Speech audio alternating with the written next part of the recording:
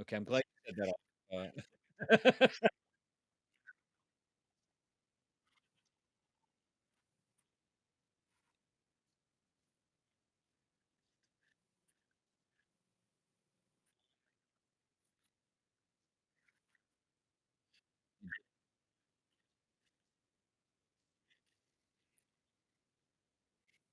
Oh, we're gone again. Are we back? I'm Oh, yeah. Well, I'm Oh back, God. and you're not. Why are you not? I swear I You are? know Okay. I know technology. I swear Okay. I know technology. I've done this for like 15 years. Right. Um no, Yeah. no, no, you stay on Twitch. Stay on Twitch. You're Yeah. good. Feel better too. Cuz holy cow, shout out to Tamra cuz damn it. Feel better. Um Heard that. Okay. I am a jackass. when Well, every now I'm glad you figured that out, Clayton. So I should have tested, and this is what happens when you take a couple of weeks off. You get rusty, and you update your software, and then suddenly everything's different. Right. Now you should be able to hear us, and all of those little bits and pieces of wisdom that would have glowed were they packaged in a suitcase and opened on Samuel L. Jackson's face. You're gonna miss, and I'm sorry, it can't be recreated. That was the one time it was gonna be out there. But Chris dropped some knowledge. I mean, Did we knowledge. drop knowledge? Well, I mean, I Capital can K remember knowledge. what we said. We said something along the lines of we started season 2, and we were henceforth just doing away with the rest of season 2 and moving straight on to season 3, but we've changed our mind about that. We are, in fact, going to finish season 2 We are. first. We are. I don't know where that came from. But we were talking about, If no other reason than we went through the trouble of recording it. yeah, So, exactly. That might be important to make use of I that. mean, perhaps. We talked a bit about we have 2 episodes out, Uh huh. and uh, and that Clayton is involved in the sound design this time. The workflow has changed because Yeah. you're helping out with sound design, and you were talking about getting sounds for boats and how you were glad that you could find wooden boats and not Yes. metal. There's a lot. So when you get into sound design, not to show too much about how the sausage gets made, but when you're looking for sound design, especially and maybe the audience doesn't care, but it really drives people nuts who do sound design if they can't find the right thing. They're like, no, he clearly picked that up with his left hand. That doesn't sound left-handed to me. Um, and so as luck would have it, I did have some stuff around the house that matched with some of the other sound design I was doing. So I said, well, what the hell? I'm just gonna do some foley. Um, Much to my wife's chagrin, I did not let her film it. Likely my wife and Chris, because I'm sure it would have made great social media. But Mm. alas, I don't have that level of self confidence. My ego death would be supreme were I to put that particular writhing around on the floor of my deck on social I'm media. So picturing it like like Curly from the Three Stooges. Whoop whoop whoop whoop whoop whoop you're whoop not whoop whoop. far off. That's 100%. I banged some stuff into a couple cylinders and messed with some dials and then like spun on the Yeah. floor. Like have you ever seen Yeah. a kid who gets angry and has a temper tantrum and like kicks it's exactly Curly, kicks themselves in a circle? That's more or less what Yeah. I did. Yeah, exactly. Kick, kicking around. So that's great. Yeah, I mean, well, we've all seen those Foley videos probably on YouTube. At least I know I've seen a bunch of them because I show them to my class every year, and they're so much fun to watch and so much fun to show because Mhm. it's literally just people with all manner of strange objects around them Yep. that make noise. And like just grabbing something and throwing it across the room, just like whatever, like What picking up a different pair of shoes and you know and what's whatever. weird is it like you start to build a vernacular in your brain. I've got to imagine it's a lot like learning a foreign language Yeah. because so, this is so much TMI. None of you need to know this. maybe it's not TMI because that gets into a weird personal area, but so we have dogs and we raw feed our dogs because they're allergic to everything except like 4 things, and so we have to feed them 4 things. But as a result, about twice a month, we're in the basement cutting up meat and doing our own butchery.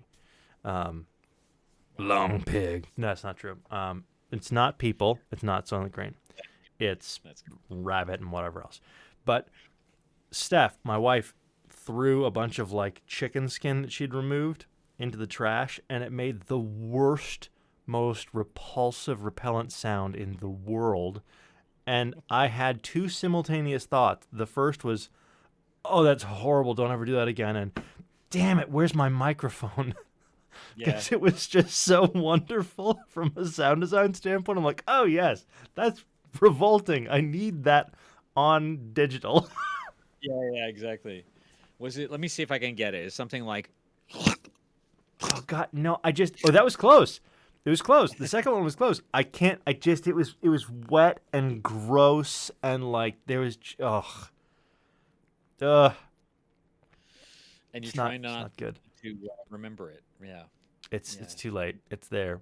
Um, It's there. Never it's leave your brain. it's in it. Well, and it's as luck would have it, paired with all manner of olfactory sense memory. Mm. Because damn it, meat stinks. Meat stinks a lot. It's Sure not good does. stink. Yeah. I don't know how anyone, you get better appreciation for what was that horrible book that we all had to read in God, I think it was probably middle school about immigrants coming to New York City, and it was like they were all from, I want to say they were all from Eastern Europe, and everybody dies. Oh. And one of them works in a slaughterhouse. The dad works in the slaughterhouse, or the husband, whatever your perspective is. I wish I could remember what the hell it is. I want to say it's called The Jungle. It might not be called The Yeah. Jungle. I don't know. Jungle. Yeah. Is it It's Jungle? that's what I thought you were talking about. Okay. Yeah. Upton Sinclair. Yes. Upton Sinclair was an awesome rabble rouser and a young socialist, and he ran for and famously actually. If you watch Fun Tidbit.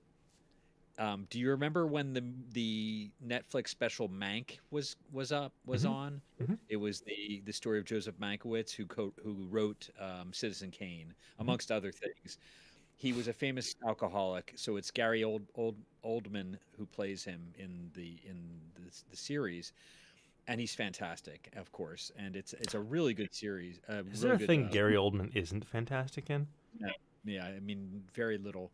Um, but the really fun part is Upton Sinclair is referenced in the storyline because um, um, Charles. I wanted to say Charles Foster Kane. What's his the actual Charles Foster Kane? Gosh, I don't know. Jesus, the media magnate. Um, Help me out, Corset Lore. Oh my God, what's his name? I With the always blank. assist, come on. The guy who blacklisted Orson Welles for this very because of Citizen Kane. Oh, He made a movie about him. oh fuck! It was Starts with a W. Hearst. Thank you, William Randolph Hearst. There you go. She gave it to me. Thank you, Corset Lore, with the assist. In with the assist. So yeah, so Alley-oop. Hearst was like a total bastard, and he hated the left wing. He hated anybody who basically wanted to unionize his work crew, Right. anything like that. Right. So he finds out that Upton Sinclair, the author of The Jungle, is running for, I believe it was the Senate. I think it Okay. could have been Congress. I don't remember for sure. And he basically red baits him he has his editors write really nasty articles about him to try to basically kill his career as a politician, which he effectively does essentially, really. But there's a great scene where Mank comes out of his office on the lot, and there's Upton Sinclair in the distance, like at a meeting, like he's giving a speech, and you just see him from the side for like, I don't know, maybe 10 seconds, not even. You can hear a little bit of what he's saying, and it sounds, not like straight up communism or anything, but it's Hmm. definitely very much pro-union. He's trying to basically say, the people like Hearst are the enemy. We gotta work together, et cetera. Very much like what Sanders says now, for instance. Sure. And I was looking at this character, this guy playing him, and he's like I said, he's pretty far away in the shot. And I said, I recognize that profile. And sure enough, in the credits, it was Bill Nye the Science Guy playing No, Sinclair. that's Yeah, awesome.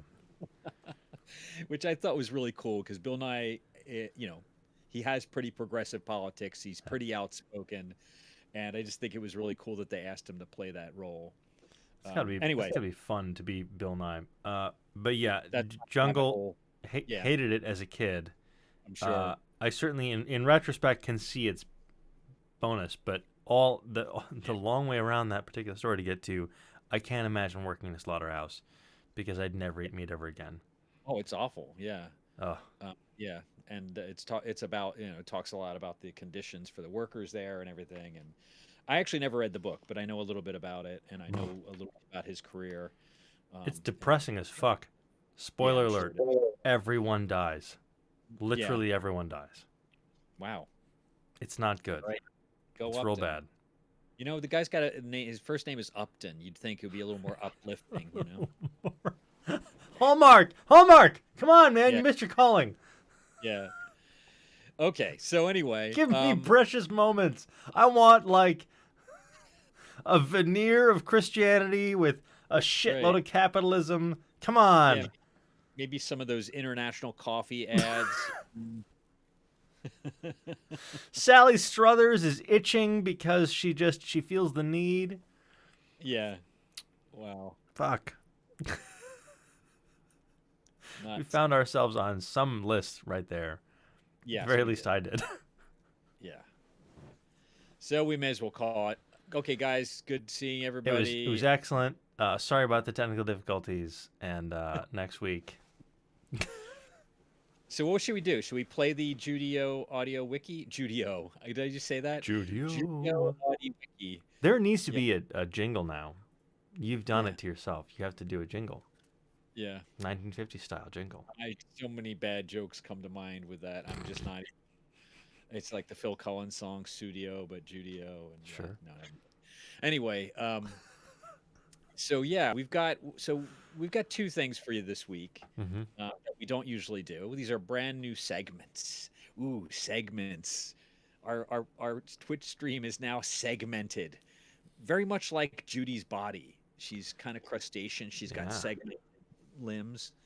Um, Do you so one of think the do you think she segments, huh? uses moisturizer, or God, I is it the mud? Because I yeah, know right. that's a If you're spending all your time in the mud, I yeah. suppose, I mean, that is a beauty secret, isn't it? Mud baths and, I hear tell. yeah. So, we should ask her. Um, Judy. yeah. I imagine she's probably not much to look at these days, but, Probably not. beauty's an eye of beholder. So. Also accurate. That You said, Mrs. know, Caterbeck cannot be faring terribly well.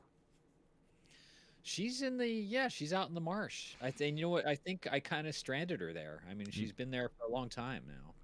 She Um, went with the Mudskog and Judy, who like in my brain that almost went like the equivalent of two long lost lovers finding each other across a field of daisies, but in a marsh.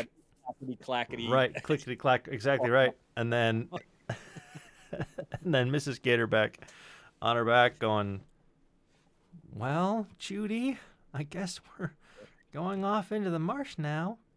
Yeah, that was one of my favorite bloopers was Nancy when she read that part about getting up on the Mudskog's back. She said, well, can Bo come with us? I think there's room for him right here. Bo. Judy. So anyway, yeah. So the Judio. I said it again. Did. This is You're gonna gonna be make it a thing. You're unintentionally you're gonna make it a thing. It's just gonna be what it is. well, Mike. I'm telling you, it's gonna be a problem. The Judy Audio Wiki. Mm-hmm. named by one Adam Seats, who's not with us tonight for various reasons. He's probably playing Dungeons and Dragons, that nerd. Nerds. I But love Dungeons and Dragons so much. he came to visit New York last weekend, and we were hanging out, and I said one of the things I'd like your help with is to figure out what to name this damn thing. I want it to be like a glossary or like a wiki, like a fan wiki. And he said, "Huh." Judy, Mandible Judy, but it's like an audio wiki. I said, and he said, "Oh, okay. So you mean the Judy Audio Wiki, meaning JAW, jaw?" And I was like, "Oh my god, how did I not see that? Thank you. You're a genius. Here's $5,000." No, I didn't do that, unfortunately, for him. Uh, but but yeah, no, so he how do I get some of that cheddar? yeah. What is it? You're paying people now. So yeah, so Adam came up with the name Judy Audio Wiki, which I keep butchering. And so what it's going to be is these little like minute or two, 1 to 2 minute entries of just a thing from the Mandible Judy universe and the Under Dead Water universe, which they share a universe really. So it's really just the Mandible Judy universe.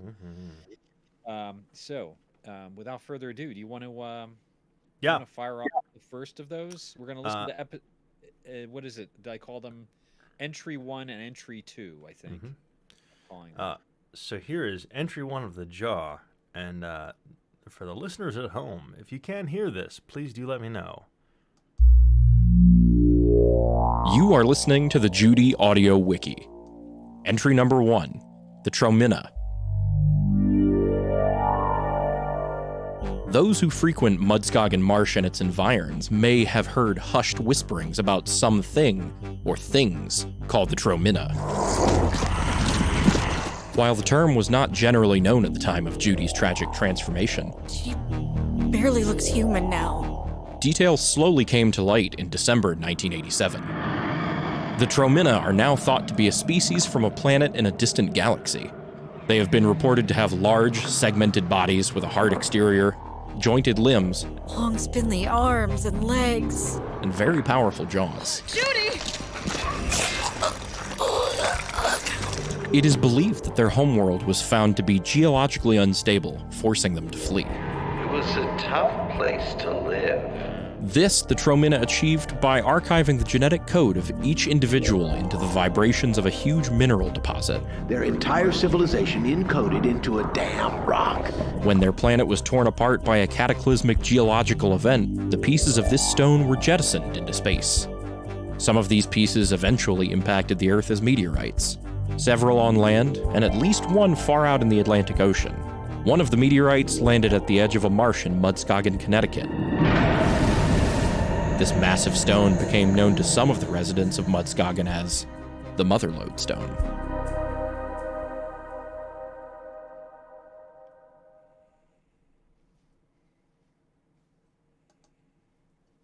And here is number 2 of the jaw. You are listening to the Judy Audio Wiki. Entry number 2, the Mother Lodestone.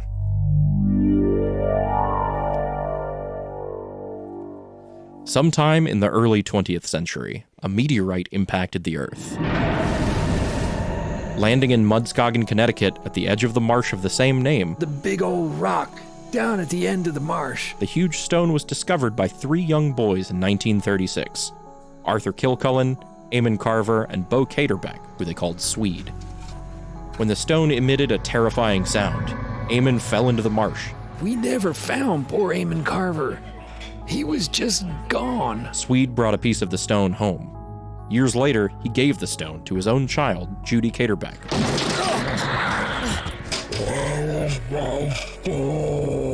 The stone was thought to have been the cause of the 9-year-old's monstrous transformation. A human child could mutate into something very non-human. Those who examined pieces of the stone reported that within its red striations, a consciousness stirred. Our power, still alive in the stone. A sort of caretaker of the genetic codex of the Tromina race. This caretaker spoke to several inhabitants of Mudskagen, referring to itself as Uncle Pate. That's right, Judy. This is your stone, isn't it? All those who came into contact with it were changed. But the youngest to hear Uncle Pate's voice began to mutate into something horrible and dangerous. One by one, the stone was changing human bodies and minds, slowly reincarnating the Tromina on Earth.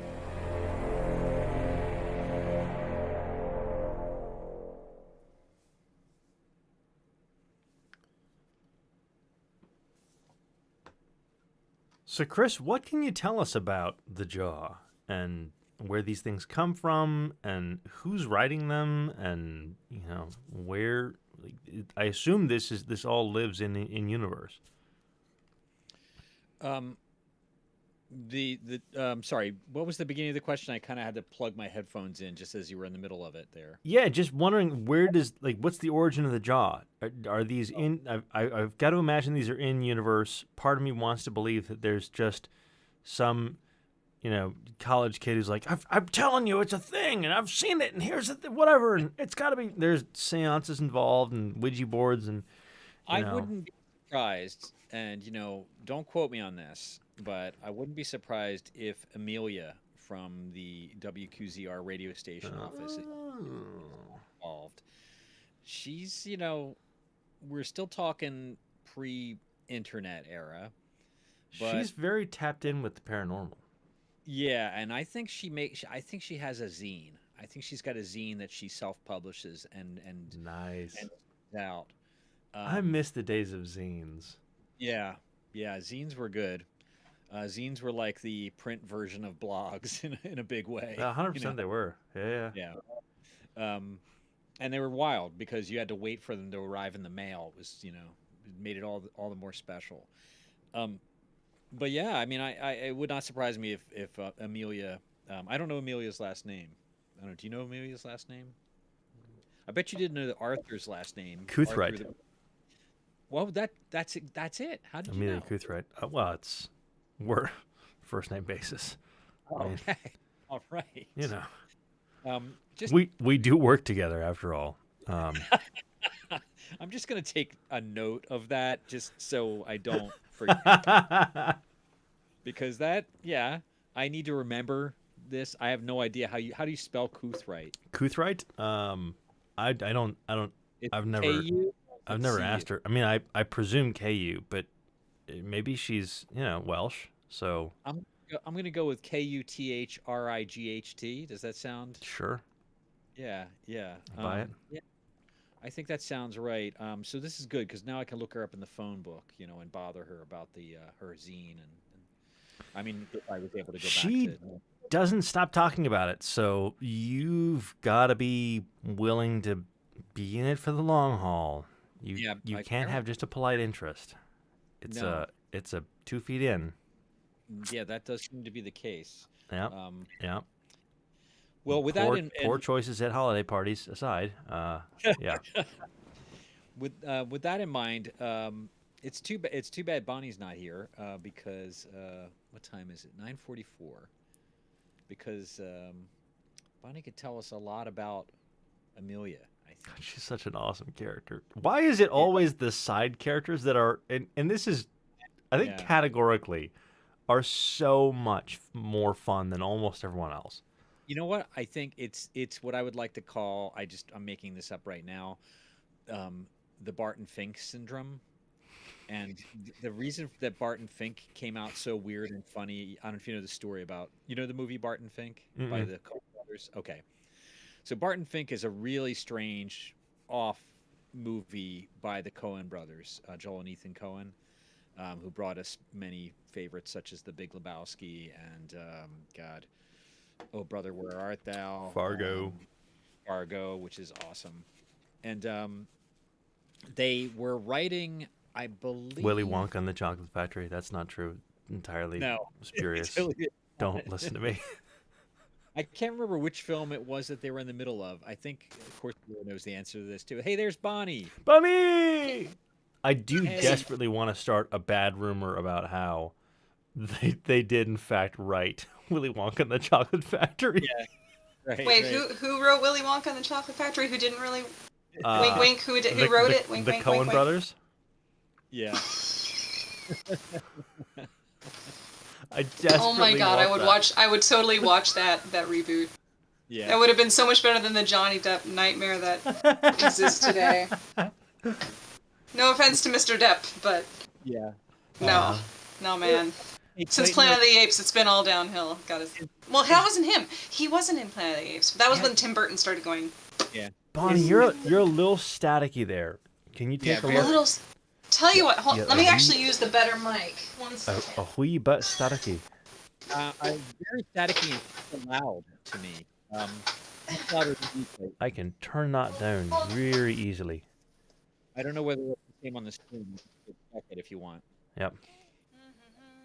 One Oh, second. oh, Let oh. me change my settings here to not be the webcam. Bing, bing, bing. Oh, there she is. Is that better? Oh, it's like listening to the voice of an angel. Is it like I'm talking through this actual mic now? It is. Hello. I love the difference between a pro mic and literally anything else. Versus the crap that is my webcam. Oh my word! Microphone. Everyone's webcam. I recently made my Yeah. kids, for the first time, a cup and string phone, which they were amazed by. wow. They were like, "What do you mean I can talk to someone a room away with this?" As soon as it's not dangerous out in the world, you should take them to a science center. Yeah. Yeah, because I was one of those kids that I was like, let's go to the science center. I want to play with all this stuff. We're big things fans like of that. cups and strings were fantastic. I don't know they have those in our science centers. We have the Fern Bank and we have Tellus, both Well, of which are very I grew up- dinosaur focused. Pittsburgh was very sciencey, Yeah. and when I was growing up, it was the Buell Science Center, and I liked going to. I actually went to space camp as a little kid, which meant we got to hang around in the planetarium room, and I loved it when the giant projector would come out because it looked like a giant ant with 7,000 eyeballs. Yeah. Would come out of the floor, and then they'd pass out astronaut ice cream and be like, "We're in space." Space camp. If you start to feel but- nauseous, please Yeah. throw up in a receptacle, not on the floor. Yeah. It's slanted. It'll all go to the anyone's same place, part. but we don't like to hose it down. Yeah. Well, at some point, the Buell Science Center got demolished and got turned into the Carnegie Science Center, which had a better planetarium thing. They moved the ant into a better space. And I remember the opening because I waited in line for the day it opened, and you got a free hologram bookmark. And that was when everything was like, ooh, holograms are so cool. The ant. Oh, look. Yeah, exactly. He looked just like What? that. How do you have a giant ant? Of all Why the not? things, Chris, because my stupid nightmare brain hates I got you ants. beat. I got you beat. Halloween clearance sales found me this guy. Look at this guy. Nice. It is a skeleton of a crab. I love shit like that. It's like the skeleton of a spider. It doesn't have a skeleton, you asshole.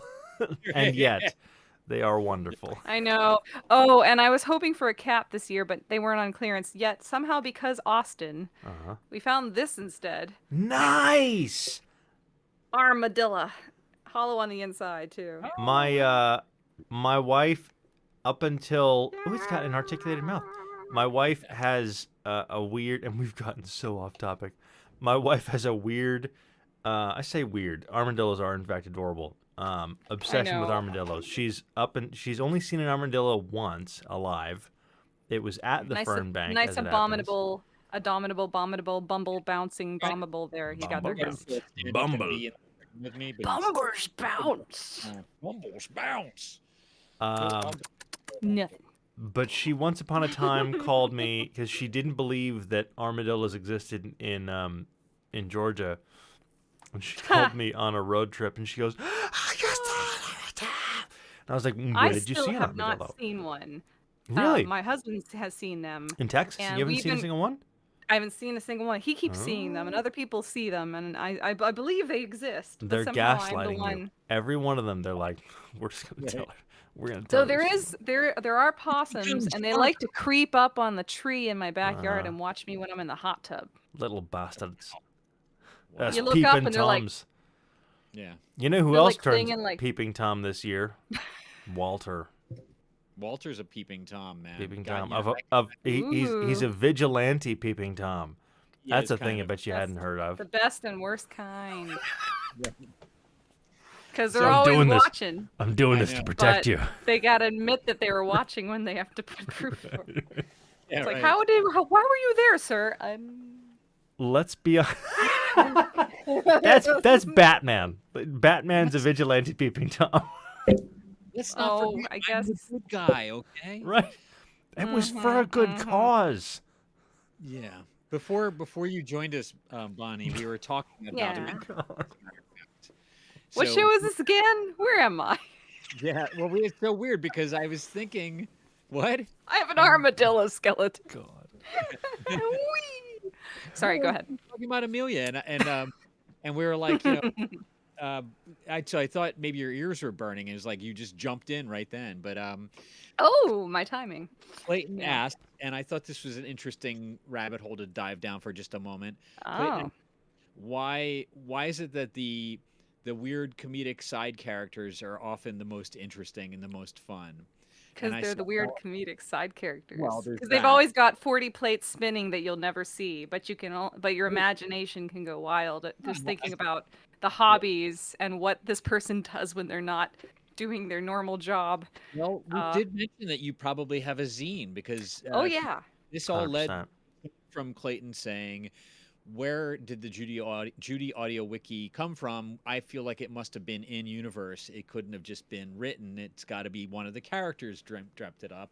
I mean, I'm paraphrasing you, I think. I Mm. mean, Said, well, I do know for a fact, or at least I have suspicions, and don't quote me on this, but I think I've heard that Amelia has a zine that she publishes, right? Yes. Because this was pre-internet, right? It was 1987. Yeah, So because I'd say if this was now, she would totally have yeah, probably a couple live journal sites all linked to I each was other. gonna say a GeoCities, but yeah. She would have them cross-linked with like painting blurry photographs of sightings, and diagrams, and she'd even have she'd have a video. She wouldn't have a blog. She would have a video blog, and these days, I guess she would probably also by now have hopped onto what is the thing my husband's addicted to? TikTok. She would have a Oh, TikTok God. as she's discovering things and probably have really short snippets of her like dumping her theories on things and all like very interesting theories, lots of scientific stuff. And Yeah. because of TikTok's nature, you'd see all these in rapid succession, and every now and then just her with close-ups on the turtles Yeah, as very she's like, let's see what the turtles are up to. And they're just like, time. Are they gonna say anything this time? They keep talking to me. and they never talk on camera, but she probably would have like makeup voices for Count, them and count. try to speak for Oh, yeah. them over top of the video footage. Those turtles are And the like being like, leave your comments below. What do you think they're saying? This is what I hear. they're the know. Michigan J Frog of underdead. Yes. You know, They're they only never- interesting when she's not filming. Yeah. As So, does- I as does think Wave she would narrate over everything. Yeah. She would be like no inner monologue for this girl. If she was a vlogger, she would be talking through the whole thing and half the time showing nothing interesting at ever, but just spilling all this exposition of some sort of Yeah. diatribes and Showing yeah. you her collection of all the beautiful film stills of all of Amanda's starring roles. Mhm. Yep. And because she's a big Amanda Walston fangirl. She probably you walk like she has footage in one of her little TikToks. If this Yeah. was the TikTok verse in the alternate universe that takes place now, and she would show walking into like her room when she checks in for home, and like as walking like down her hallway, you just happen to catch a glimpse of this shrine of photos of Amanda and little hearts everywhere, and then also pieces With, of like, a string weird tying them patchy- together into some sort of a plan, and they're Yeah. all connected. They're Well, all. you see Patreon supporters, this is what your money could buy if we had enough supporters. This is what we would be doing. We could a- totally a make weird the shrine to Amelia Amanda. TikTok Yeah. about and make the Oh, shrine Lord. and have the footage and I can see her like diving further and trying to be like, all of Amanda's roles are connected. There's actually a subplot here, and this was here, and she got cast in that because this ties to this, and that puts her in this location at this time. And turtles. Let's see what the turtles are doing. And if you add up the titles of all of her pictures, it adds up to 2315, and 2315 divided by 16 is. Yeah. Right. And that means go to this And if this address. would- So I mean, and is so going back to Zine World, whatever that would, some sort of transformation, probably some very oddly drawn comics, plus paragraphs and maybe almost essays and analyses, plus some C diagram B/A for this part here, and then also she'd have a diary entry as she talks about observing her little critters as she goes, keeping the followers an up-to-date thing with little sketches of what they're doing, and maybe every now and then you see the turtle with a little top hat and things like that. And she's like, "Well, it's Halloween this week, so this one was obviously Captain America, Got like and a this one." Polaroid. There's Polaroid pictures of them, and like Scan. at the bottom, really badly drawn like descriptions and Sharpie. Sharpie, exactly. You know. That is beautiful. Well, there's no lack of content there. I think if we yeah. this rolling. My word. I just see her being a pretty fun character. This is why when there's serious moments, which there will and are going to be, that she actually faces in Mandible Judy World real life. Sometimes, right, where she's not goofy, and I think her being kind of the wild card will make those extras stand out a little bit because we can take pauses from it, you know. Yeah, absolutely. That's a good look at it. But dude, I'd always being the wacky character is the fun part. Oh yeah. Who doesn't want to be the fun one or the weird one? I don't remember where she came from. You know, she just well. I mean, I know where she came from. Chris, it was your brain. Just so we're aware here. She showed up for a job at WQZR, and they hired her because they needed somebody. And that's a fair point. That's a fair point. You know, but anyway, you did ask. I'm dying to tell this Coen Brothers story. So yeah, tell me. Yeah, you guys have to you know, let me go here just for a moment. So Clayton said, where does a character like that come from, and why are they so much fun? And I said, it's what I'm just right now, from this moment on, calling the Barton Fink syndrome.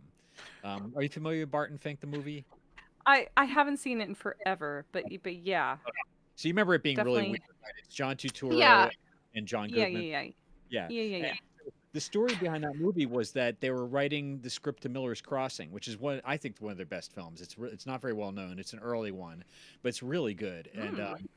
And they had the worst writer's block of all time, and they could not get any further with the story. And they were like, we need to do something. We need to just stop writing this and write something else and get that done. When we're done with that, when we get it out of our system, we'll come back and finish Miller's Crossing. So they started writing this thing called Barton Fink because it was just a ridiculous name they came up with. And they started writing a screenplay around this character's name, right? And it's a long story. I won't go into the plot of the movie, but it's really, really surreal. The plot, so much as there is one, is very loose and very bizarre. There's a lot of kind of hallucinatory scenes. But basically the whole it ended up getting made into a movie, and you know, people know it as one of their really, really weird films, like probably the weirdest thing. It's not my favorite, but it is pretty cool to watch just to see what their unleashed minds come up with. I think I remember thinking when I must have been, it was probably, this feels like college. It was probably college, and I remember thinking, man, there's some elements of almost a Eraserhead type activity going on here, but more realistic. Yeah. And real worldly than Eraserhead. There's a review. Barton Fink is more realistic than Eraserhead. Yeah, exactly. I believe he could have existed. So anyway, things still happen, but I'm more believing this could be real. Once they finished it, they went back and finished Miller's Crossing, and everything was fine. But so I think that's what happens sometimes is writers need an escape from the story that they're writing. Yeah. And that's where characters like Amelia come from, I think. That's my theory, is that they go from that kind of, what does this story need to completely like break with everything for a moment, just to give, you know, me, the writer, a break, and also the listener, reader, viewer, a sort of a break from the drama of the scenes, right? You get this sudden comedic relief. And but I like that Amelia is not just that. That's not all she is. She's a very complex person. Well, and I was about to say, you get kind of these nasty, sneaky left hooks that you can get out of your side characters like that. That suddenly you're like, whoa, hold on a second. No. She's supposed to be comedic relief. What the hell did she just drop on us? Yeah, right. Yes. Plot point. Right. Yeah. Exactly. Oh no. Oh. You have a kitty in the background. She's back to playing with her pencil topper collection of David Duchovny's faces. You know, they're all of him from all through his points of his career, including "Don't Tell Mom the Babysitter's Dead." There's one of him with a ponytail. Got right a there. fan fiction writing between David Duchovny and Amanda Walston. It's 100%. She's written many screenplays, none of which will see the light of day. Yeah. All of which she talks about when she's had more than a couple of cocktails at the holiday party. Yeah. Oh yeah. Oh man. I should Amelia show you at a holiday my party. screenplay. I should show you. I was once on a subway ride with a friend, and we were really high. We were ridiculously high. I don't smoke pot generally, and this guy had pot, and I had no idea how strong pot is now. It's ridiculous. You just get baked in a moment. It's just like, it's like, that scene from, I'm going to really date myself here, but do you remember Taxi with, God, everybody in the world was in that TV show, but Christopher Lloyd's character, Jim, Reverend Jim. Oh man, yeah. Story. Do you remember did you see the episode where it shows him at college, where he's a straight-laced, kind of preppy kid, and he's like, oh, you kids shouldn't be doing those drugs and trying that, and like they say, come on Jim, loosen up, and he takes one hit and he immediately becomes Jim Burnout. Like literally like I missed like that particular episode. Yeah, but it's hilarious. But that's what it was like. I took one hit off of this and I was like, oh my god, I'm so baked. So I'm stuck on the subway. This train is taking forebber because when you're that high, everything seems to take forever. Right. You're stuck on a time loop of 5-second gaps. Are having this really, really big nerd out about Star Trek, and they're kind of sort of trying to outdo each other a little bit, like who knows more a little bit. They're both good friends, so I'm not going to completely call them out, but so one of them says, well, I rewrote that episode. I don't remember which episode it was now, but I rewrote that episode, and I sent it to them. I really think it should have been made. I mean, he proceeded to tell us the entire plot of this rewritten Star Trek episode, because he also was very high. What a surprise! Yeah. And yeah, that was a moment to remember. The subway ride to remember. The question is, can you remember that rewritten plot? No, I can't. If you ever had to regurgitate it. No. And that information is lost to time. I think, I feel like it was one of the better known episodes. I don't remember which one it was now. Maybe it'll come to me. I'll wake up at 4 a.m. and be like, Eureka! It was that episode. Just fucking jot it all down. One of the ones where they ended up on a planet that happens to borrow a set from an ancient Rome episode of another show. Exactly. Something like that. That seemed to happen a lot. They're like, what's on the Paramount lot today? I don't know, Western stuff. We're suddenly on a planet that happens to look like the Western time period. Or in togas, yeah. Yeah. So we're in togas today. Oh, we're back in World War II. Right. All the aliens are Nazis. Go ahead. They just made it work. I can tell you this, it was not the Darmok and Gelada Tanagra episode, because that one I remember inside. It was definitely TNG. It was the walls fell.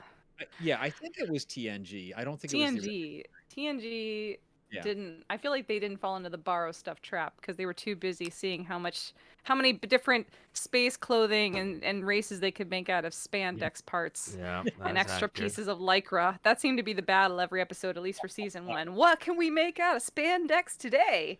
Yeah. There's also a lot. There's like 9 seasons to cover there, so there's a lot. There's a ton.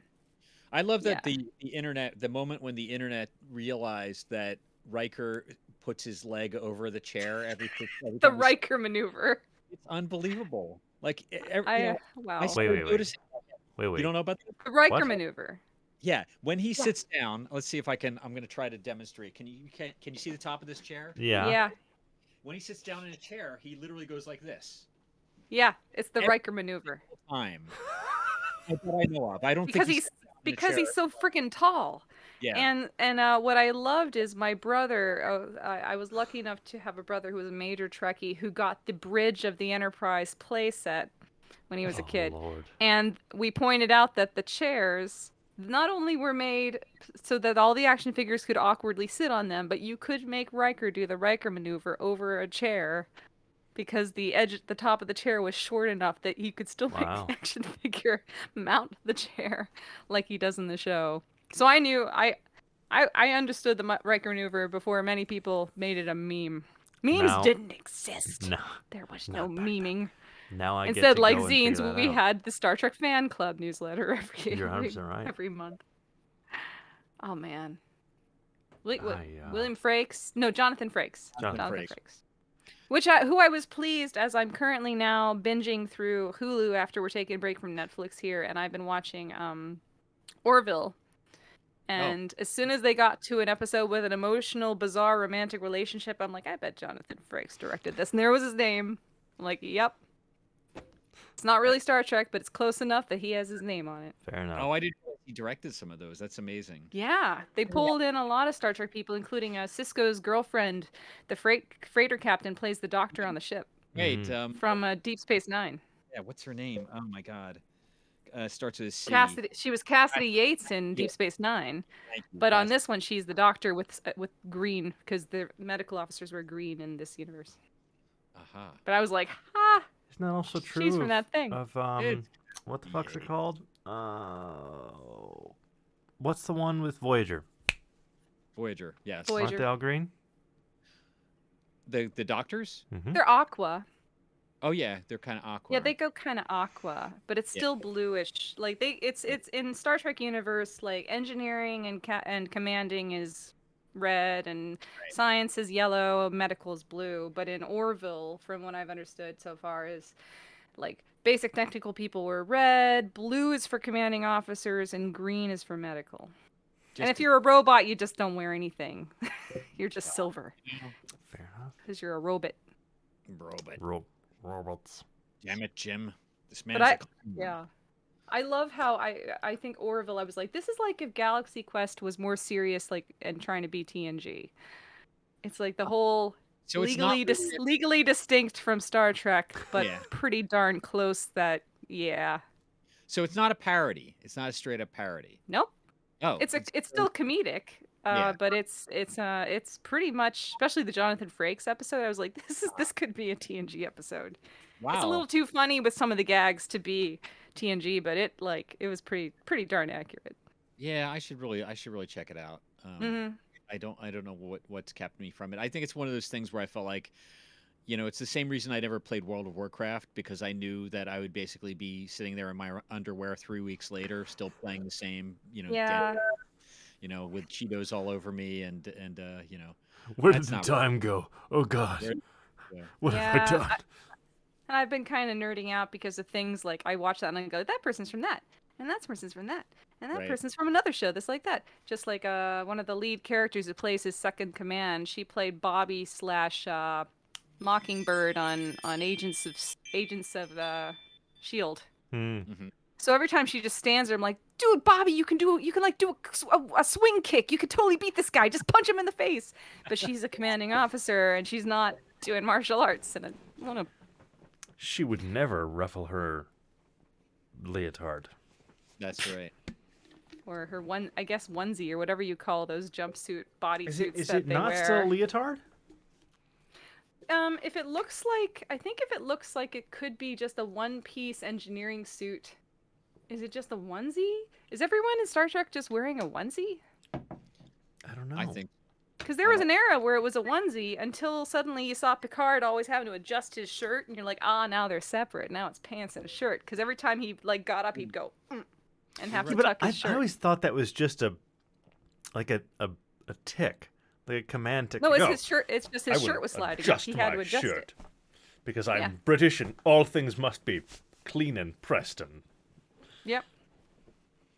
the man And he who didn't hasn't want us fucking aged looking at. ever. He didn't want to show us his royal belly button. The royal belly button. 'Cause isn't he Not now my a gumdrop sir buttons. He or is a sir. something? He is a Didn't he sir. get a title? Yeah. He did. So now he was knighted. Sir Pat Although Stew. he is not royal, he is, however, titled. Titled. Oh yeah. There is a difference. He's not a duke. Yes. Prince, not duke, not earl.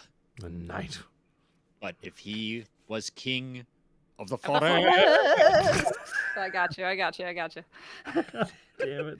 I had to sing that till you got the joke. Oh, fuck. And the problem is, I was hearing it in a Patrick Stewart voice, which made it even weirder. Yeah, that would be very I would strange. love to see him as the cowardly lion. $10 Oh my says he's done it at some point. That's That guy has done so much theater.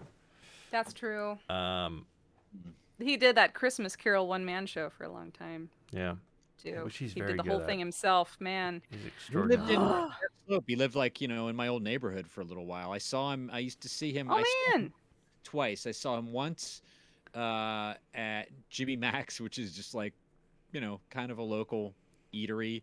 He was sitting outside. It was a nice day. He was sitting outside, and he had a big ass straw cowboy hat on, kind of tipped down a bit. It's like, yeah, no, dude. Yeah, we know who you are. Okay, your cowboy hat is not gonna do it.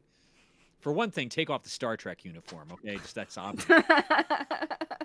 And there was this. The other great thing. He has to have it on so if something happens, he can pull rank.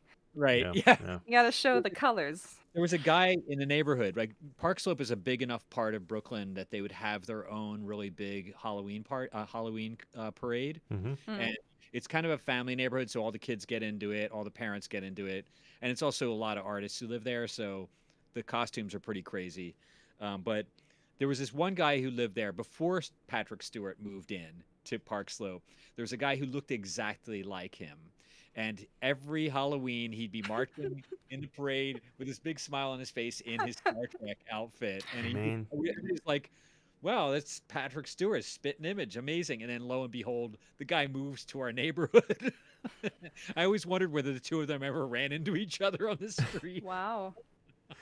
I figure if you're there, you just gotta lean into it. You go, well, fuck it. Here, this is the hand I've been dealt. Here I am. Yeah. Yeah. I feel like he, early in his career in Star Trek, he didn't lean into it at all. He really kind of resented being known Patrick only Stewart? as the Yes. Star Trek guy.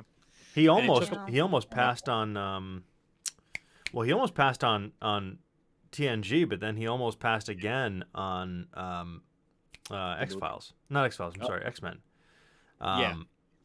In fact, I'm almost positive that Ian McKellen was like, this is suicide. You can't do X-Files. Or no, damn it, why do I keep going X-Files? X-Men. Yeah.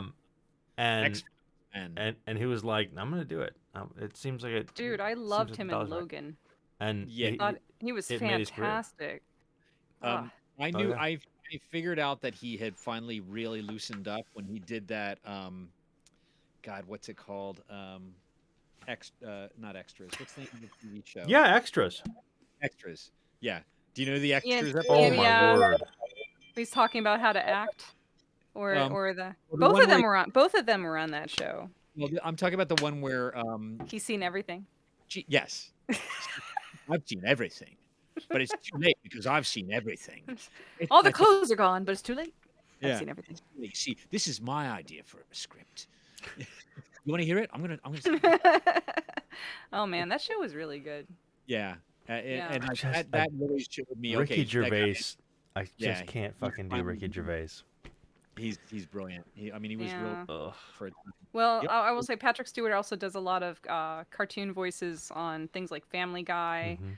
and I've heard him pop up I think on Rick and Morty and some other things. Like he has a fun time Yes. being wacky and making fun of serious characters. Yeah. Oh yeah. So but then he's then no he'll go longer and the do- man we saw in the Dune film. Then He's grown. he'll do Hamlet. So or that Scottish play. Yeah. Pardon me. He must have, at one point in his career, after all this was going on for a while, looked around himself and said, "I really want to go back to Shakespeare, but I've got all these things now, and this nice house. I think Yeah. I should keep doing what I'm doing. Probably. There's a very good The chance thing- that. I need more things. And honestly, like I was like, wow, Picard wasn't bad. I liked Picard, the show. It, my, It was what I expected, which was kind of like, let's just bring all the old cast together and do some things, and I don't know, he's gonna be wacky at some point. Yeah, I like And this cameo or part that she played in that. I like that. I think 7 of 9 is one of my favorite characters. I think I'm really alone pretty much in that. I don't know. no, I mean, the Hollow Doctor is Yeah. my favorite character, He's and they had tons of scenes He's the- together. There, yeah.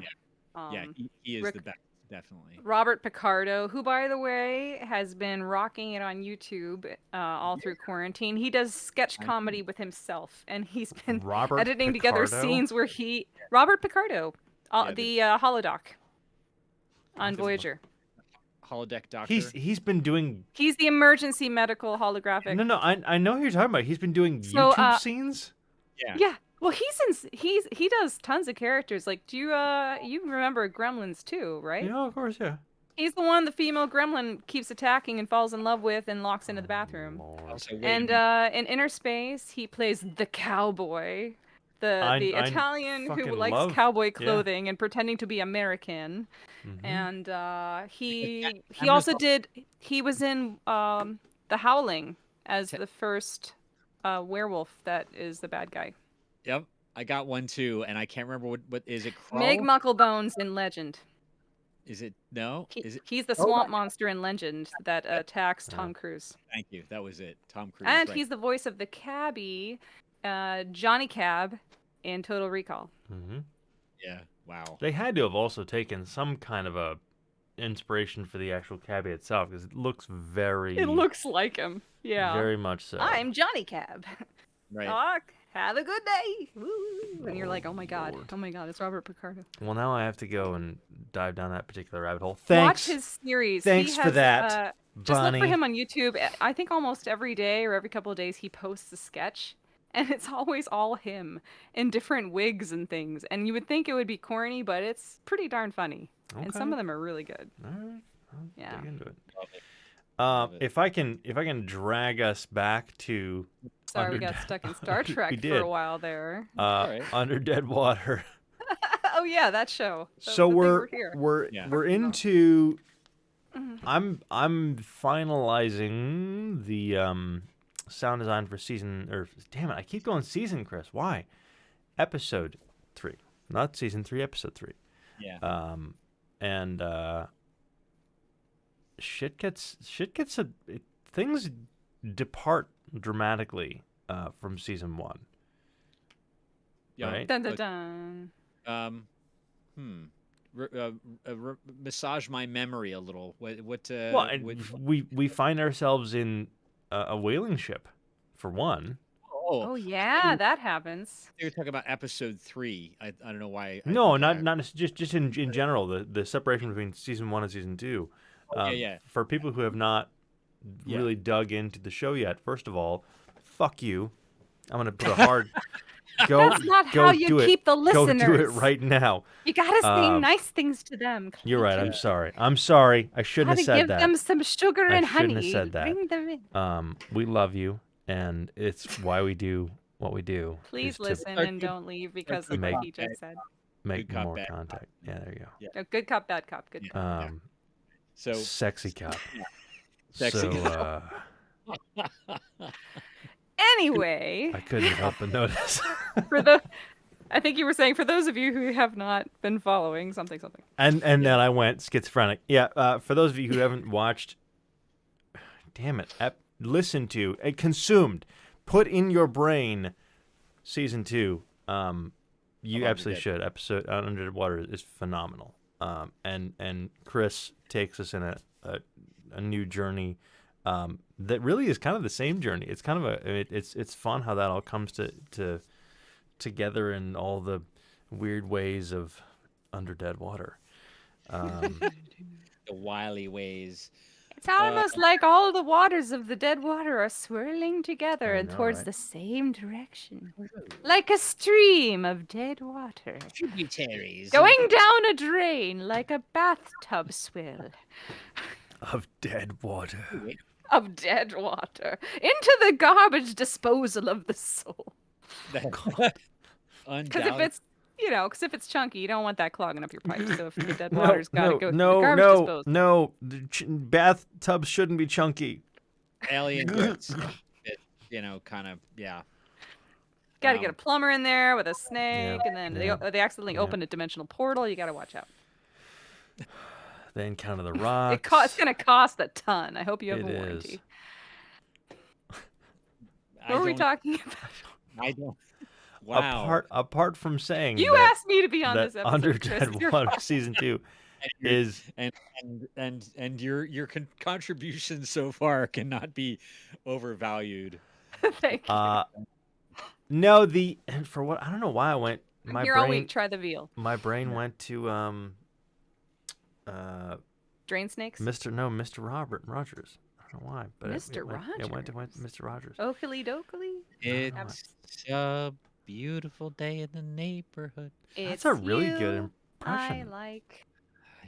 I don't know. I worked on a bunch of Rogers properties for Maybe like that's Daniel why it Tiger's went. neighborhood and stuff. So from I've lived in the our PBS world for a bit. Yeah. Yeah, we talked about that, I think, didn't we? Mhm. You did. We did. Yeah, that's and I one had a benefit of tremendous working- amount of envy.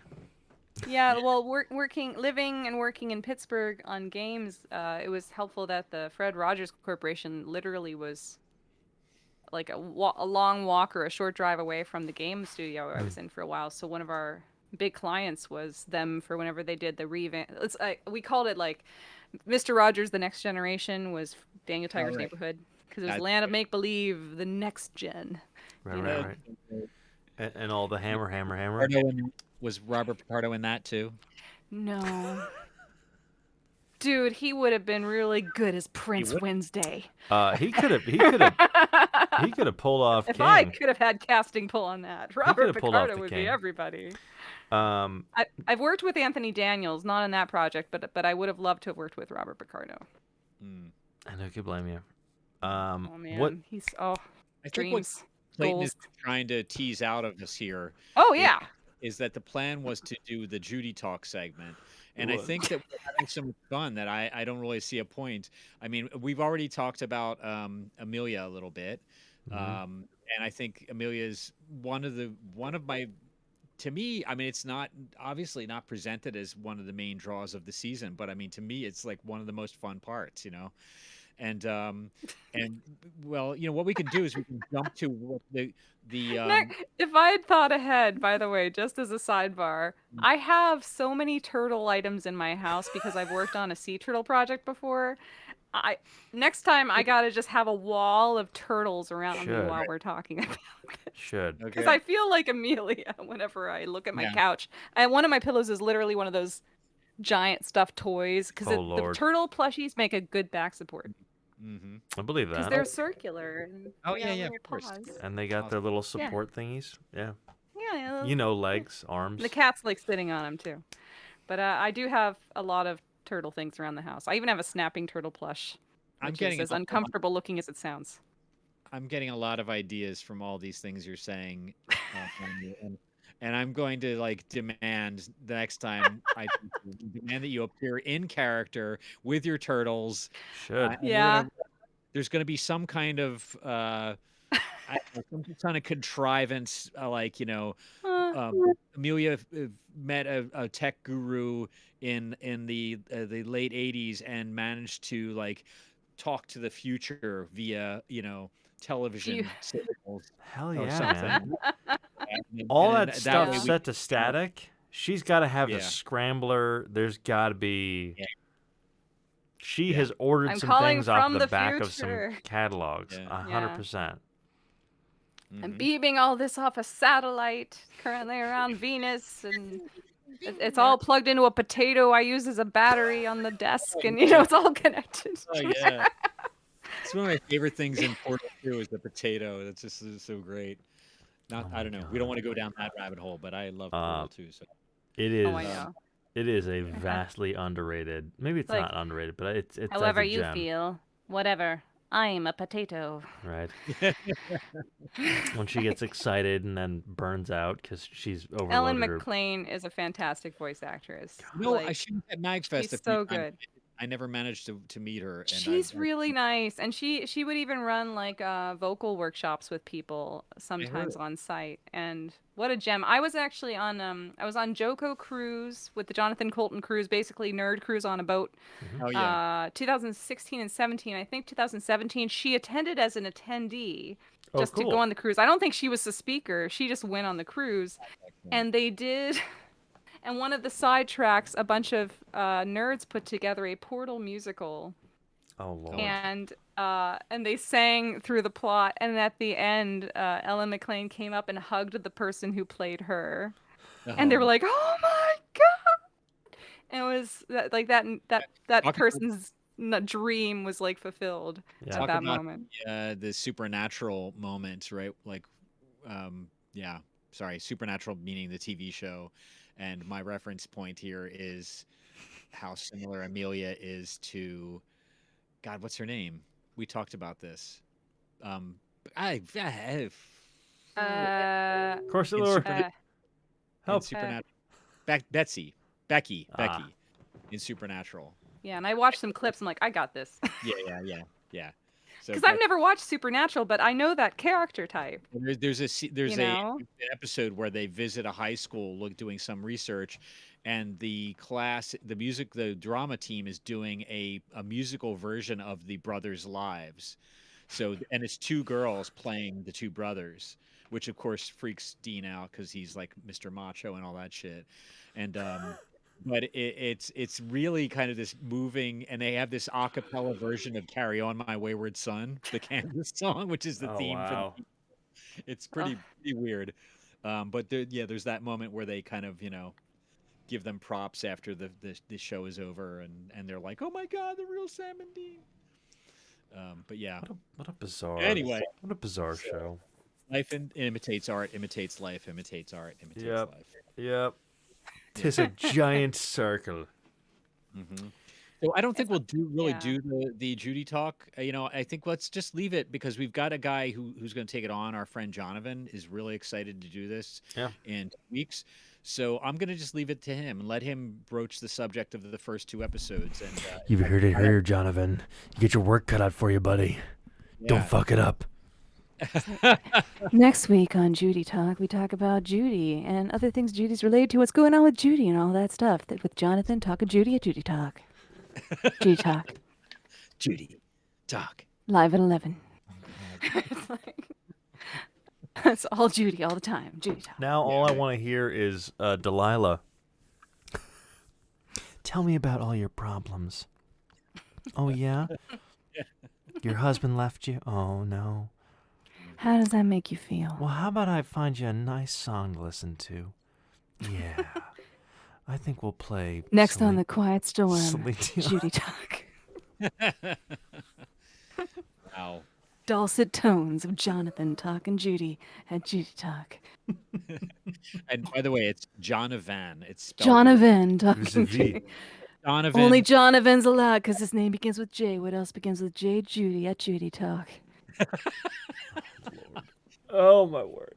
J on J at Judy Talk. JJ. JJ Judy Talk. J. Yeah. J.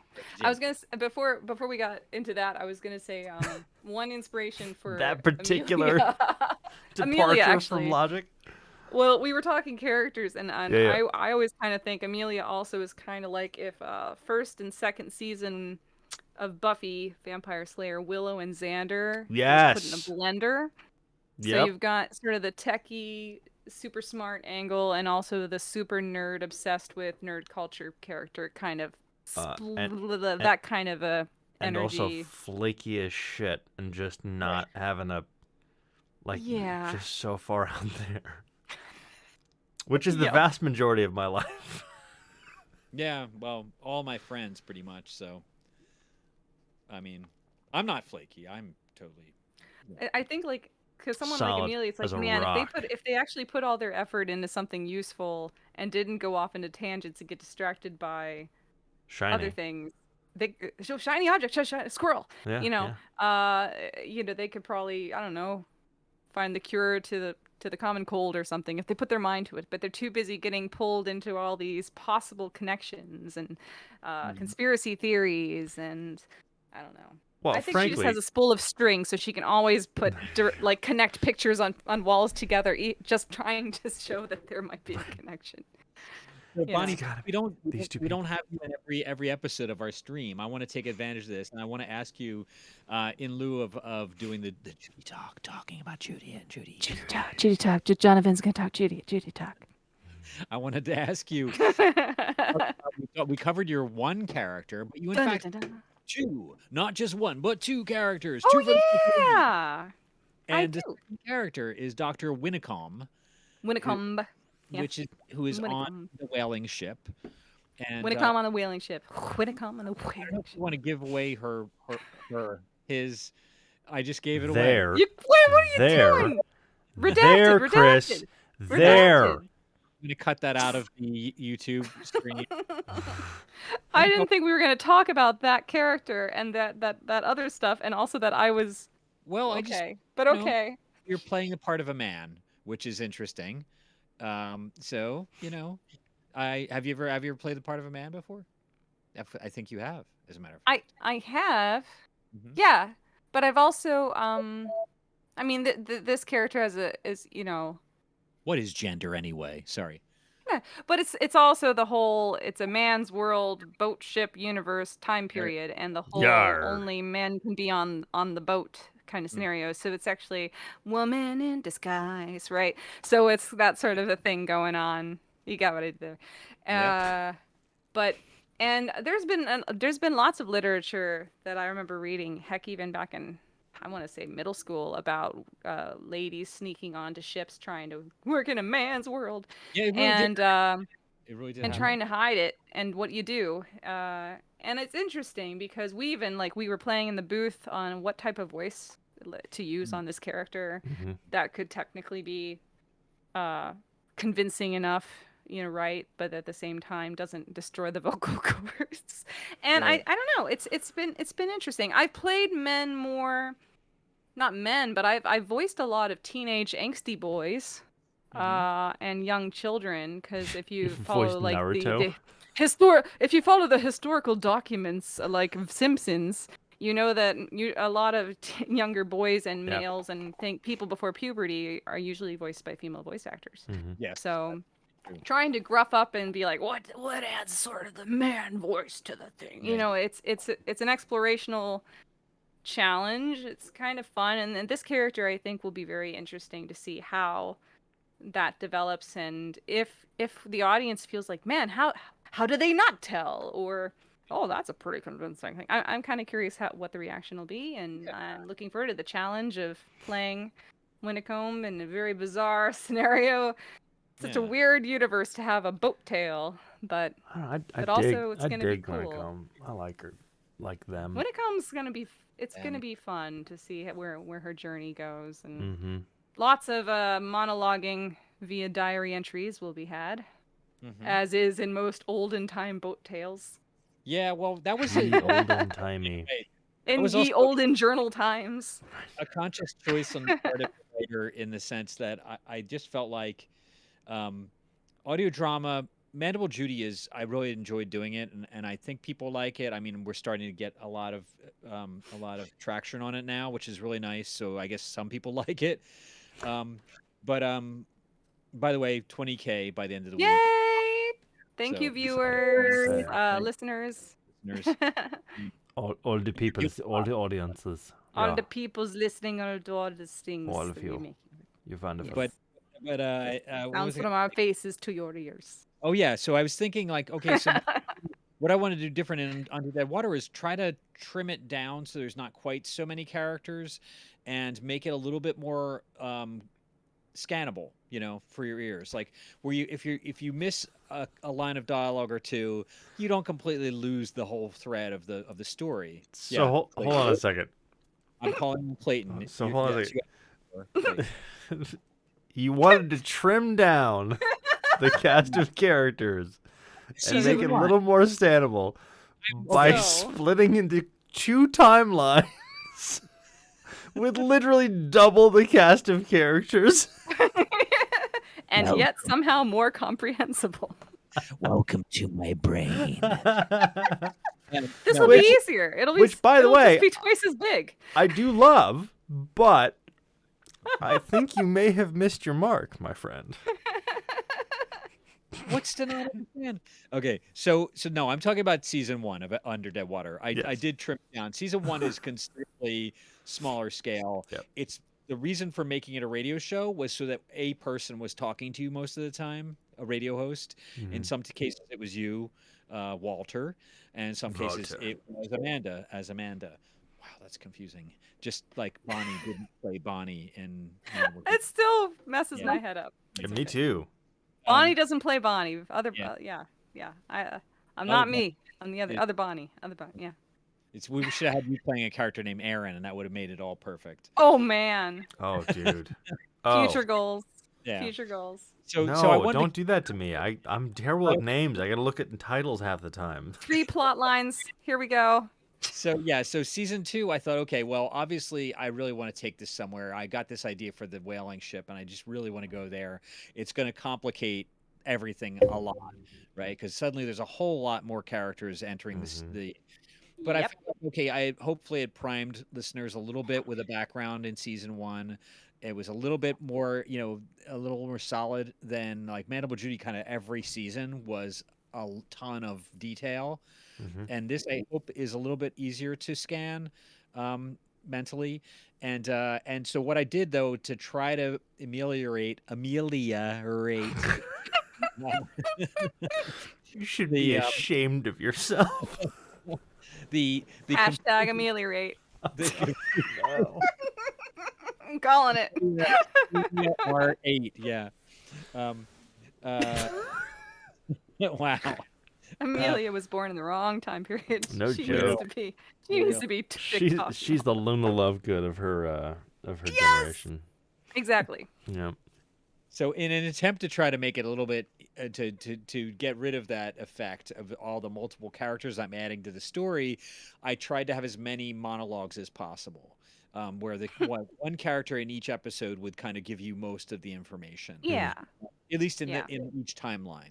So in the 1860s, it goes from Shea Faroon, who's the creature from under the sea that we meet in episode 1, which listeners don't know her name yet, but you just found it out. It's Shea Faroon.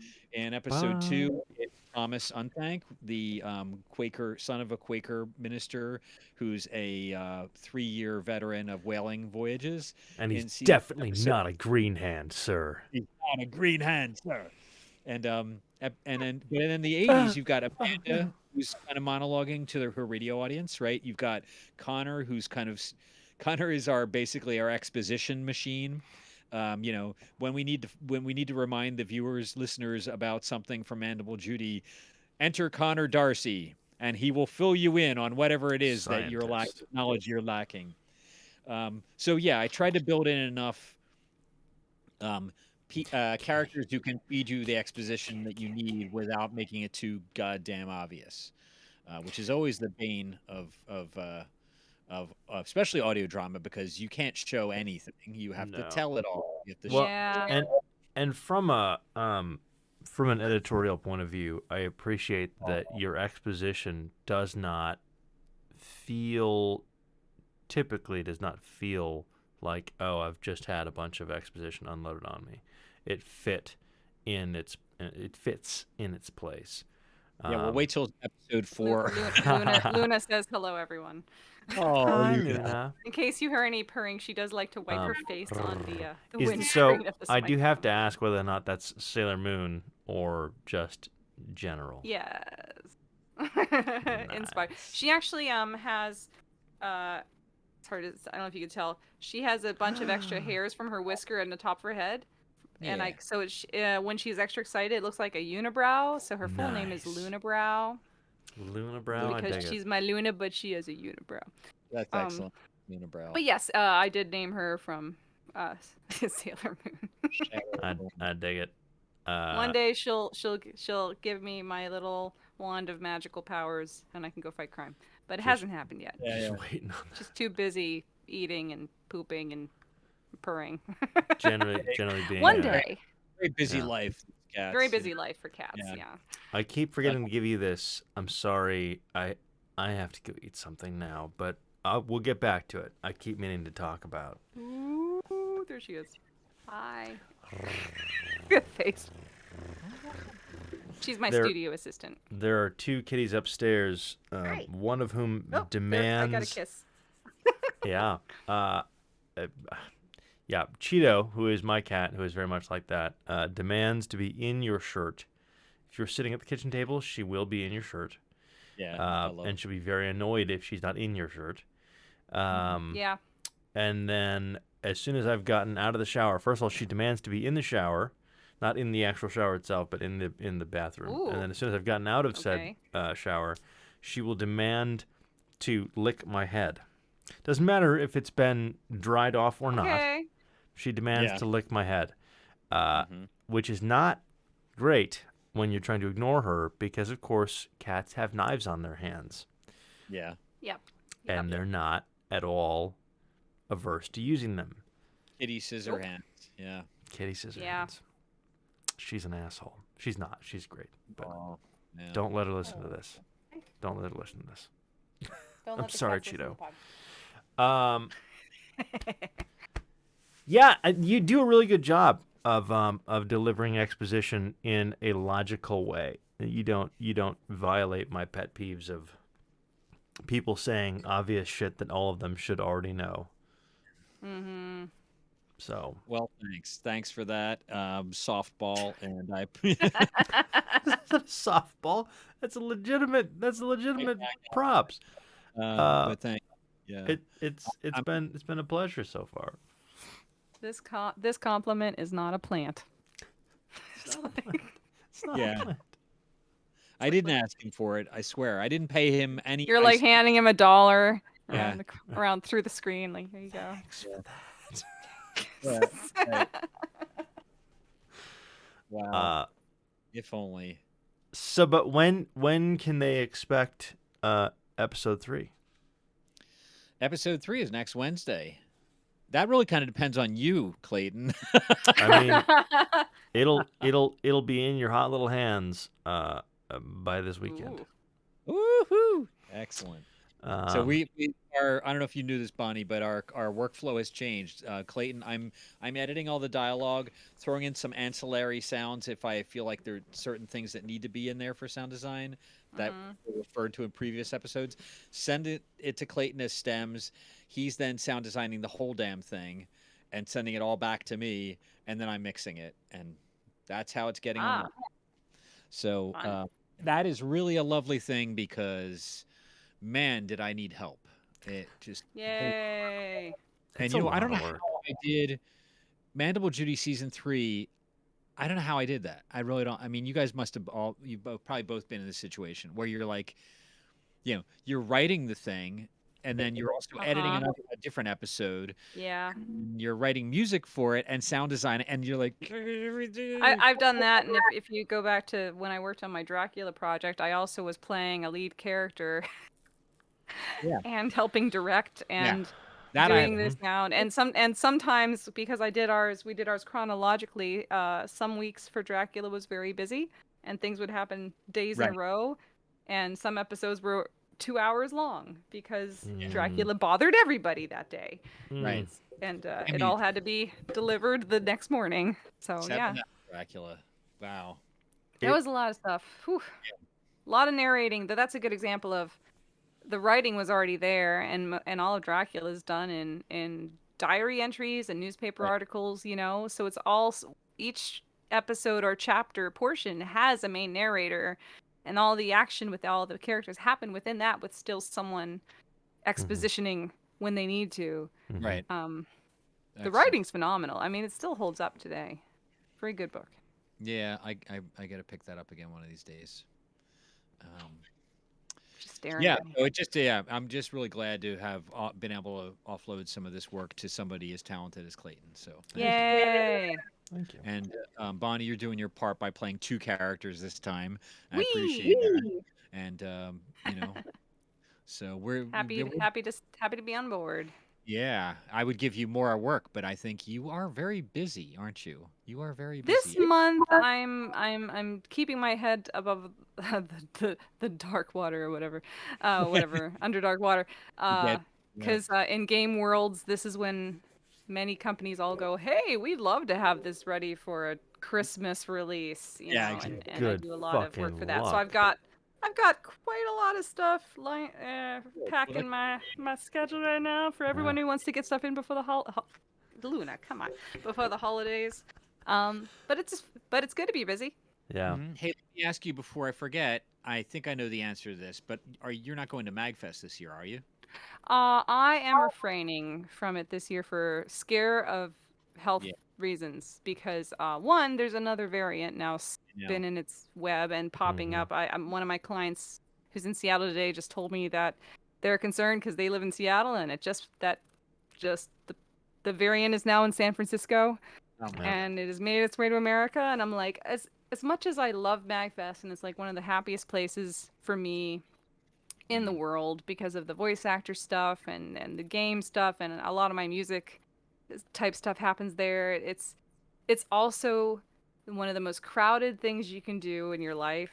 Yeah. And one of the joys I would have from being in MagFest would be hugging and jamming with all of my Yeah. colleagues and friends in with musical instruments and bags of kazoos, and going to Oh concerts that are no. heavily That's a packed whole and other. many lines, I don't want to and it's think like about bags of kazoos. Thank Nerd, you for that nerd, image. and these days I'm like, I don't know the Uh, next time I'll ever be like, who wants a kazoo? I'll be like, anything even close to spit. I'll say this, like even performance wise, I've been the last month and a half. I finally, for the first time in a year and a half, have been performing live as a singer, and getting COVID tested every week and at least 2 days before any venue because of union rules and stuff for safety and wow. it's a big rigmarole to be Yeah. a performer, and they even have the audience in many places going through a lot of stuff. And I just keep thinking, my God, knowing 6,000+ people attend MagFest, they're gonna try to check everyone's cards. You can't control for a week almost No. that many people. You don't know where they're going when they leave the. right. And Yeah, you just hope they're being responsible. you hope so. Alas. As much as I love all the nerds and fans and stuff, Yeah. doesn't mean I trust everyone. Yeah. And I mean, like living. that was my And decision too. That was my decision too. And you know, they've been working on mm, it. They've been trying to convince me to go, and I really do want to go, but I just don't, especially with the new variant. I think they say that they'll have more information about how contagious the new variant is in about a week or a week and a half. So I think I'm going to wait a week and a half and just see what they say. I'll be yeah, boosted this week, and then play it by ear. I have a place to stay, which is good, but I kind of have to I have to bite the bullet and make a decision. So yeah. I would just say right now, if you're planning to go anywhere, especially if it involves flying, be prepared to no, know what the cancellation policies are. like, And like even we're thankfully, trying to visit family and my in-laws for over Christmas if it's safe, but we're still preparing. Like we've looked up all the like what happens if we gotta cancel. We've got all that ready to rock. yes, Just like the nerd cruise, I'm supposed to go to Joko Cruise for the first time in years in March, and we bought trip insurance, one that actually will let us get everything back if we have to cancel because of a COVID scare. Yeah. right. But they're requiring no nerds are getting on that boat without a vaccine and the 48-hour pre-test, Right. etc. So, Right. Well, Mac says they're requiring that too, but yeah, the question is that's a lot of people to check.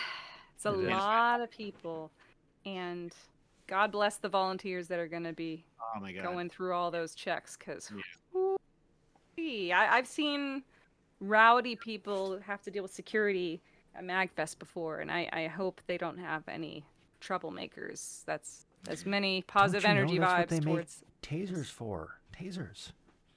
Yeah, I don't right. think I've ever seen a taser used at MagFest. I'm But maybe just it's saying. Yeah. Rowdy plus COVID equals I'm not getting in your mouth. Well, I mean, I think for me, it's my biggest happy points there are jamming with everyone, and that's usually when I get to collaborate and work with people. And going to a space like that and not being able to physically hug or work or play instruments or sing near people, it feels like so many precautions will have to be made that I won't have. It would be really hard to relax and have a good time. Well, there'll be a really big elephant in the room. That's for sure. Yeah. Magfest is one long series of sweaty hugs. It is. Yeah. So. And my days there would usually end at 4 a.m. and start up at 9 because as soon as panels end, you're off with your colleagues. And I don't know. I remember one year I was Will Roget, one of the Star Wars composers. He's off. His room's open, and I was jamming with a whole bunch of people from Disco Cactus, and someone brought out a marimba out of somewhere, and we're all playing "What Does the Fox Say" on the marimba. It was a crazy time, but it's like doing that, and now the thought of having a hotel room full of musicians and wind instruments and kazoos and crowded Let me share my people reed. And yeah. Let me share my reed. Here, let me dip this in spit for you. Here, play my oboe. Here, play my oboe. Pre-wet for you. Have you seen any of the main stage announcements? Has the what? Main stage announcements? No. Negative Land. I don't know if you know who that is. I don't think I know them. No. Okay, that's wow. So that's like my generation's hardcore nerd culture.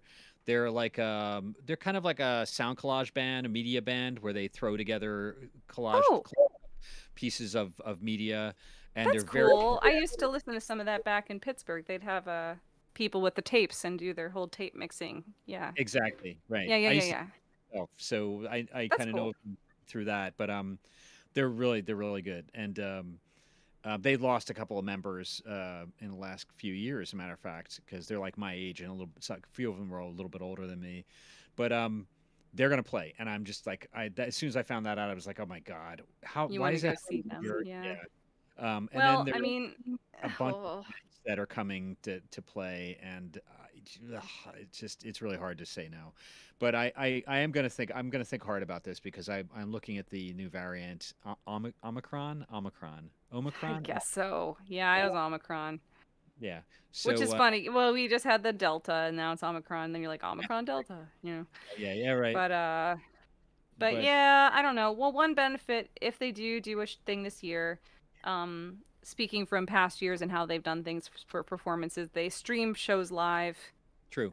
Through their YouTube and stuff. So if you do have to miss it, and there is a MagFest that doesn't get canceled, that's a tradition I don't think they plan to break. So you can still watch, like even when we were performing Smash Opera, we were part of the live streams. You could watch, and I would try to give people not able to fly in a heads up, like, hey, turn into the YouTube or the Twitch at this time. And there is that. It's not, you're not there, but at least you can. It just makes me more sad, but it is. Yeah. But as someone has been both a performer and attendee and a panelist at these things, I can tell you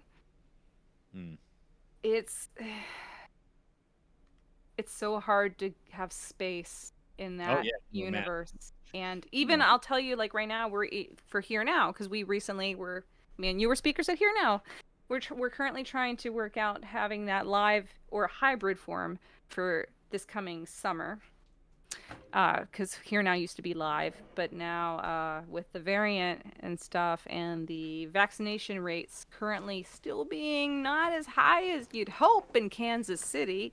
Right. I think the numbers I heard was like 27% of the people have their vaccine right now. It's low.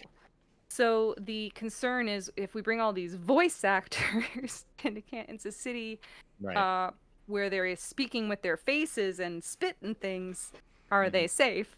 So it'll be interesting to see how that. We have half a year plus a month till that even rolls around to know.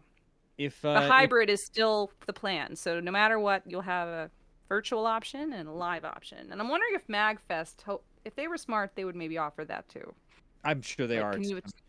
Yeah. There's certainly enough technology to manage. I mean, you can do a lot of really cool things with technology right now, especially with as much as, getting into neat little devices and all the different streaming platforms and all the different, I mean, hell, even Twitch, right? So I think the balance is as an event organizer, I can see them doing the numbers of, well, will people attend physically and put butts in seats and pay the money to be here if they know that half of a panel or a speaker is not physically there when they could just attend from home?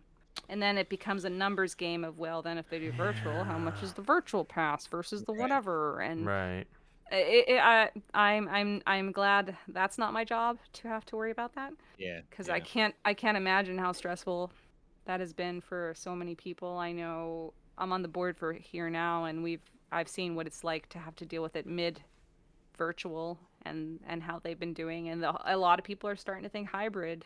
It's going to be interesting to see how both the attendees and the people running stuff, what things will look like in a year, right? Yeah. Because I don't know, man. It's like I don't know. Like, I'm not.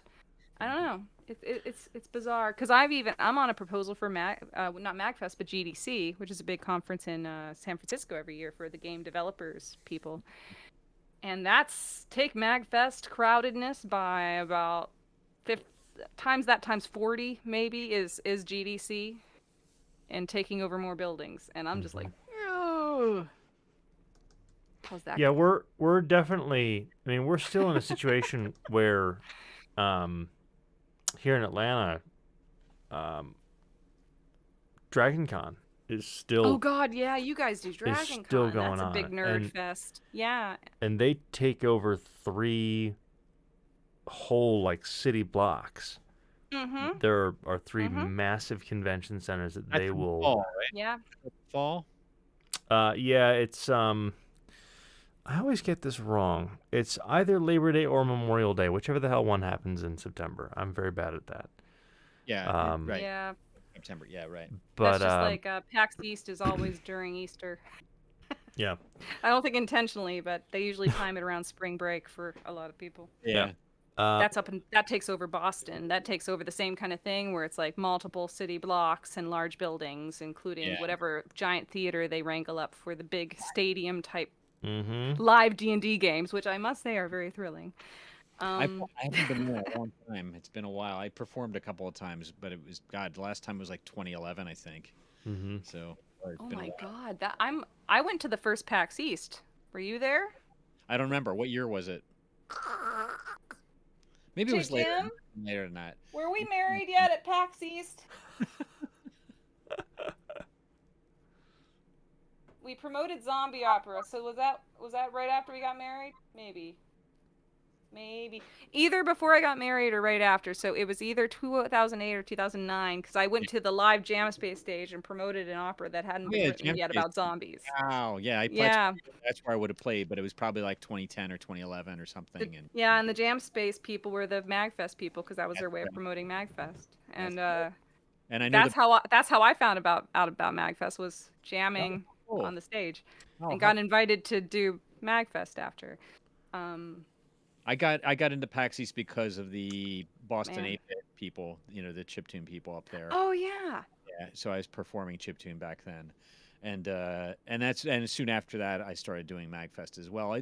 My friend Jeremy had been working on me to come to MagFest, and I was like, sounds like big nerdcore fest, and nerdcore is like it's almost what I do, but it's not quite what I do. And like MC front a lot or not. Right.